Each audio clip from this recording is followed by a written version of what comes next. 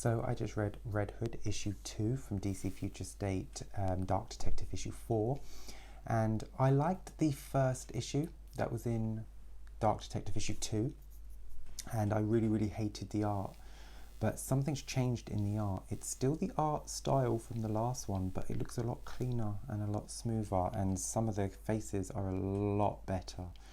So we start off where we left off. They found the Mad Hatter's body, and they're looking for whoever has been using his technology in the Red Hood gang's mask. And over the wire came an alert that Red Hood is now one of the masks wanted. So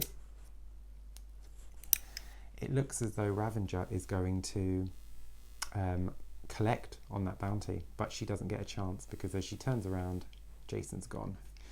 This issue is called Run Red Hood Run, and it's written by Joshua Williamson, and the art is by Giannis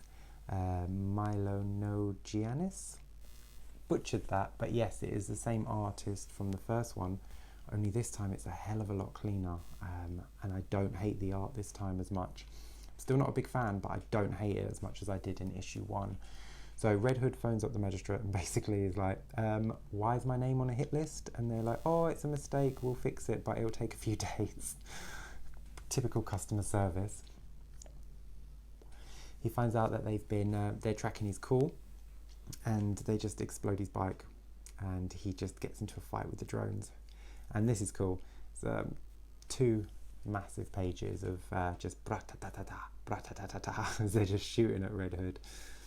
Magistrate shows up. It turns out they want the Red Hood mask that he took, and I don't know where he's keeping it on him.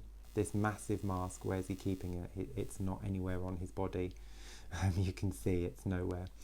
And for some reason he puts it on. Knowing it's a mind controlling device, he puts it on, and it takes him straight to who's been using it, and it is White Rabbit. And White Rabbit, she looks lovely. So this artist is able to draw really nicely. I don't know what happened with issue 1. So yeah, she's using the mind control device. Apparently Mad Hatter was offered the job.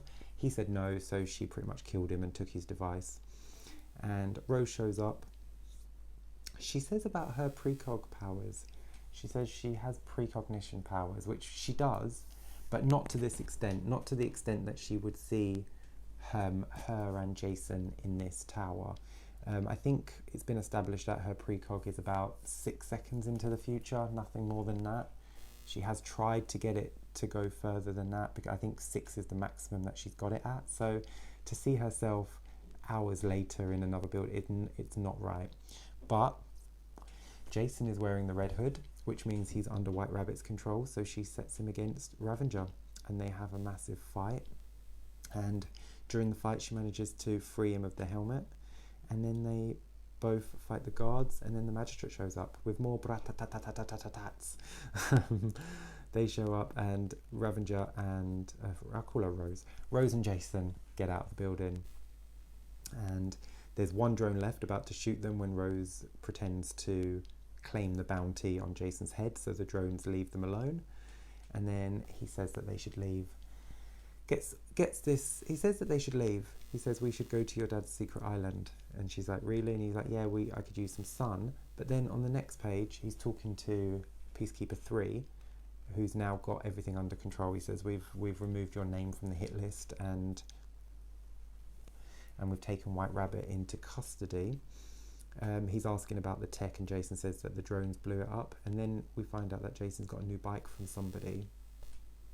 It's just somebody talking in an alley.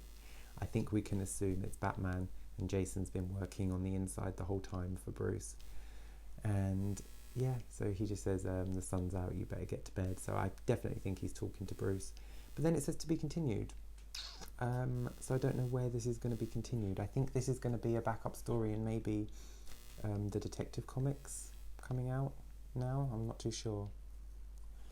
But I would read it because I do like Jason Todd, so I will be picking it up for the Jason Todd story, and hope that the artist changes pretty quickly.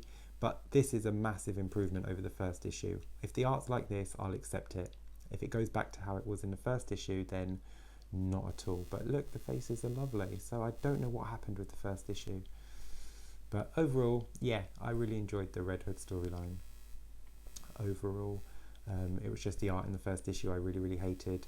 But yeah, so this is a recommend to read. If you've picked up Dark Detective and you weren't planning on reading the backup stories, you should, because they're really good. The Grifter one's fantastic, and this is really good. So until next time, take care and stay safe. Bye.